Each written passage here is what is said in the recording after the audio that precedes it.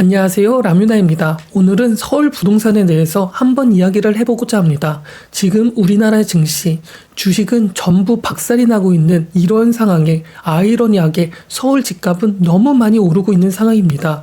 이러한 상황이다 보니 사람들은 서울 집값을 보고 너무 많이 오른 거 아니야?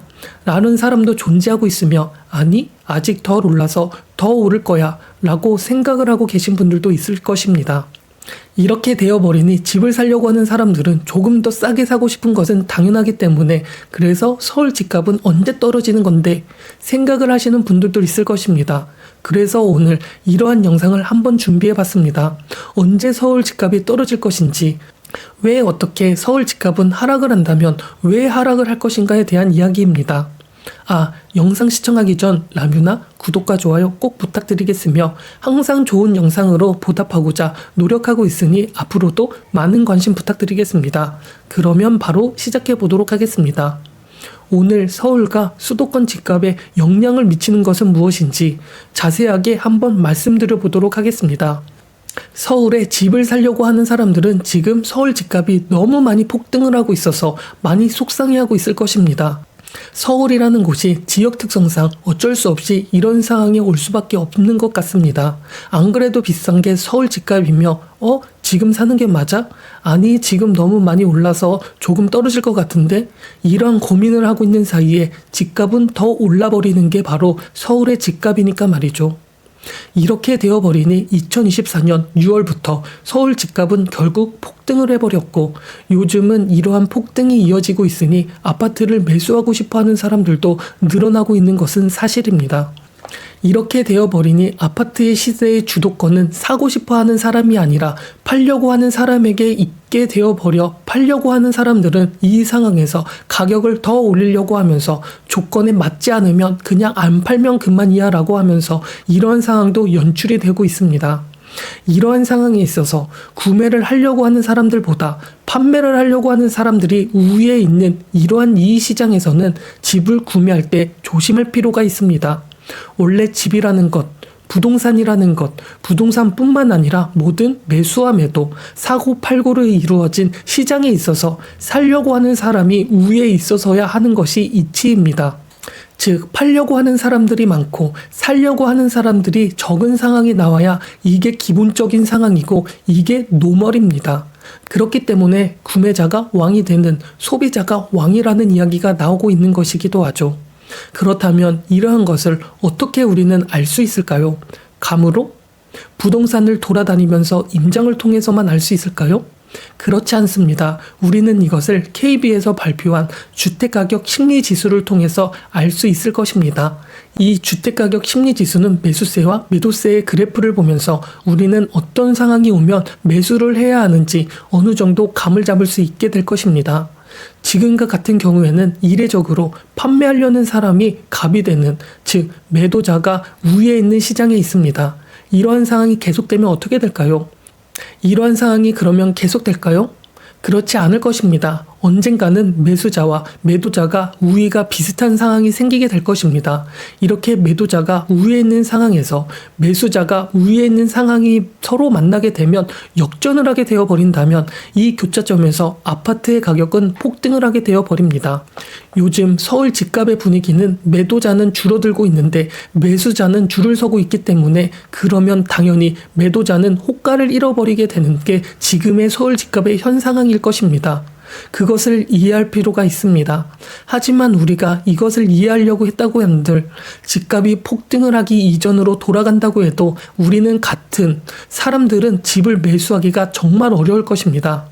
이게 그냥 기계적으로 산다, 안 산다의 문제가 아니며, 여기에는 자산이 많이 없는 경우가 대부분이기 때문에 과감하게 큰 돈을 한 번에 지를 만한 배포도 있어야 하고, 만약 내가 집을 가지고 있더라고 해도 다른 집이 매도가 되어야 상급지로 갈아탈 수 있는데, 서울 집값이 폭등을 하지 않는 시기라고 해도 내 집값을 팔 때 판 게 맞을까? 팔려고 하는 게 맞을까? 이러한 것들과 마냥 판매를 한다고 해도 집을 구경하는 오는 사람들 자체가 많이 없을 것입니다. 폭등을 하기 전이기 때문에 매수자들이 많지 않기 때문이고 말이죠. 그렇기 때문에 폭등이 오기 전 상태에서 상급지로 갈아타려고 한다는 것은 정말 난이도가 어려운 것이 되어버립니다. 또 원래 가지고 있던 집을 매도까지 하면서 해야 하는 것이기 때문에 훨씬 더 어렵고 말이죠. 이러한 상황이 되면 집값은 폭등을 하게 되고, 그러면 또 늦었구나, 했어야 했는데, 샀어야 했는데, 과감했어야 했는데 후회를 하게 되는 것입니다. 그렇게 평소에 지켜보던 아파트 가격이 폭등하는 것을 보면서 많이 속상해하곤 합니다. 다 그렇습니다. 누구나 그렇고 말입니다. 이렇게 어떻게 보면 지금 서울 집값은 지금도 많이 올랐지만 조정을 거치면서 계단식으로 계속 상승을 할 것입니다. 그렇기 때문에 대출을 받지 않고 아파트를 구매할 능력이 있다면 언젠가는 오르기 때문에 지금이라도 서울 집값을 매수해도 괜찮을 것입니다. 시간이 해결을 해줄 테니까 말이죠. 하지만 대부분 대출을 하면서 아파트를 구매하는 분들이 많이 있기 때문에 서울 아파트를 매수하기 어렵게 되어버립니다. 앞으로 서울 아파트는 오를 텐데 라고 생각을 하고 있음에도 불구하고 서울 집을 사고 싶은데 언제 떨어질까 고민도 많이 하고 말이죠. 그렇다면 다시 서울 집값은 언제 떨어질까요? 딱 이렇게 되면 떨어진다 라고 하는 것은 어쩌면 사기일 수도 있습니다. 떨어지는 것을 맞추는 것은 신의 영역이니까 말이죠. 하지만 어느 정도 데이터로 유추는 할 수 있게 됩니다. 바로 서울 아파트 가격이 떨어지려면 대세 하락장이 찾아와야 하락을 할 수 있다는 것이며, 이 대세 하락장이 언제 올까? 라고 궁금하다면 대출에 있어서 가장 중요한 금리와 아파트 가격을 결정하는 수요와 공급을 이해할 필요가 있습니다. 그러니까 서울의 집값이 내려가려면 금리가 올라서 유동성이 축소가 되거나 공급량이 많아야 한다는 것입니다. 그런데 트럼프가 당선이 되었고 지금 국채를 많이 발행하면서 금리가 다시 오를 것 아니야? 라고 하고 있는 게 지금의 현 상황입니다. 또한 지금은 이미 고금리가 오랫동안 유지가 되어 있는 중이기도 있고 하고 말이죠. 그렇기 때문에 지금은 금리가 한동안은 오르지 않을 가능성이 높습니다. 하지만 지금 금리가 높은 것은 사실이기 때문에 언젠가는 금리는 내려갈 것입니다. 즉, 지금의 시간이 계속 유지가 된다면 당연히 서울의 집값의 유동성과 공급량을 유지할 수 없게 되어 하락의 퍼포먼스를 보여줄 가능성이 높게 되어버립니다. 하지만 시간이 지날수록 금리가 내려갈 확률은 높아지기 때문에 집값의 하락은 일시적이며 오히려 집값은 상승을 할 수 있는 영향을 더 크게 주게 됩니다. 즉, 향후 단기적으로는 금리가 동결이 되거나 멈추게 되어버리면서 지금까지 금리가 내려갈 것 같다는 유동성에 있어서 그 유동성이 줄어버리게 되면서 지금의 집값의 가격을 유지하기 못하게 되어버리면서 집값은 단기적으로는 하락이 될 수도 있기는 하겠지만 금리가 실제로 줄어들게 되어버린다면 다시 유동성이 생기면서 집값에 영향을 줄 수 있게 되어버릴 것입니다. 이렇게 금리로 어느 정도 서울 집값을 예상을 할 수도 있게 되며 금리뿐만 아니라 공급량으로도 어느 정도 집값을 예상을 할 수 있을 것입니다. 지금 서울 집값이 급격하게 오르고 있는 이유가 과연 무엇일까요? 바로 공급량이 부족해서이기 때문이고 대부분 사람들이 수도권에 몰리고 있기 때문입니다. 만약 서울에 집이 너무 많이 있다면 집값이 지금보다 당연히 낮을 테니까 말이죠. 그래서 지금 공급량의 부족과 높아진 가격으로 인하여 구매를 하지 못하고 있기 때문에 서울 전세가가 많이 오르고 있고, 이렇게 전세가가 오르고 있으니 서울 집값 또한 가격이 오르고 있는 것입니다. 이렇게 되어버리니 공급량은 아파트 집값을 결정하는 가장 중요한 요소 중에 하나로 꼽을 수 있으며, 2025년에는 강동구와 동대문구의 물량 때문에 입주량이 어느 정도 있기는 한데 2026년과 2027년을 본다면 입주량이 거의 존재를 하고 있지 않습니다. 이렇게 되면 또 어떻게 될까요? 서울 집값이 오르지 않을까요? 지금 정부는 집값이 오르는 것이 다주택자 때문이 아니라 공급량이 부족하기 때문에 오른다는 것을 잘 알고 있습니다. 그렇게 서울 집값을 내리려면 서울의 전세가를 내려야 한다는 것도 알고 있다는 것이며, 서울의 전세가를 낮추려면 공급량도 많아야 한다는 것쯤은 정부도 알고 있다는 말입니다. 하지만 서울의 공급량을 늘리고 싶어도 늘릴 수 없다는 것을 잘 알고 있는 것도 정부입니다. 왜? 서울의 땅은 한정적이기 때문이죠. 지금은 돌아가신 고 박원순 님이 서울시장을 했을 때 서울 재개발 구역을 다 해체해버렸고 이전 정부에서는 재건축 규제도 엄청나게 하게 되면서 서울은 재건축이나 재개발이 아니면 새 아파트의 공급이 불가능한 수준인데 지난 정부에서 정비 사업들도 하고 많은 규제도 하면서 그 여파가 지금 서울 집값 폭등으로 이루어지고 있는 것입니다.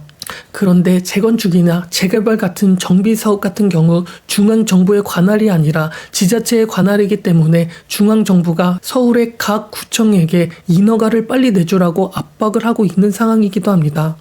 서울시 재개발 지역 한남, 성수, 흑석, 노량진, 부가현 이 정도가 되는데 조합에서는 재개발 사업이 떨어졌는데 구청에서는 조합을 고발하기도 있기도 하고 조합에서는 인허가를 내달라고 하고 있기도 하고 지자체에서는 인허가를 안 내주겠다고 하고 있고 이것을 막을 방법이 없는 게 바로 지금의 서울의 재개발, 재건축 상황입니다.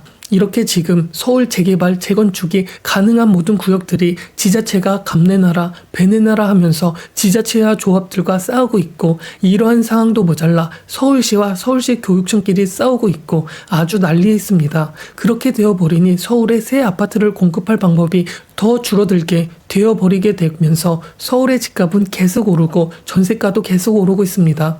그렇게 서울의 집값이 이렇게 올라가니 서울의 전세가를 낮추는 방법을 모색한 것이 바로 서울이 아닌 경기도에 새 아파트를 공급하자고 생각을 하고 있게 되어버립니다. 서울에 비싸게 전세를 살 바에는 경기도의 환경이 깨끗하고 신축 아파트에 더 싸게 살려고 하면 수요가 발생을 하게 되면서 서울의 전세가는 당연히 떨어지게 되니까 말이죠.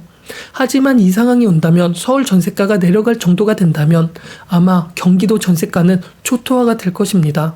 즉 서울의 집값이 하락을 하는 방법은 이 정도밖에 없다는 것인데 이 방법이 매우 어렵게 진행이 되고 어떻게 보면 서울의 집값은 하락할 수 없는 구조가 이미 되어버린 상황일 것입니다. 즉 지금은 공급량으로는 아이러니하게 서울의 집값을 낮출 수 없는 상황이 와버렸으며 경기도의 신도시를 계속 지으면서 어떻게든 서울의 집값, 전세가 등을 낮추는 방법을 모색을 하고 있지만 이 상황이 바로 뚝딱 되는 것도 아니고 이러한 상황이 오려면 시간이 계속 흘러야 하는데 시간은 계속 흐르게 될수록 화폐의 가치는 떨어지기 마련이라 이에 따른 부동산의 가치는 올라가게 되면서 시간이 지나서 공급량을 늘려서 서울의 집값을 떨어뜨린다고 하려고 하여도 인플레이션으로 인하여 어쩔 수 없이 가격은 오른 상태가 될 것입니다.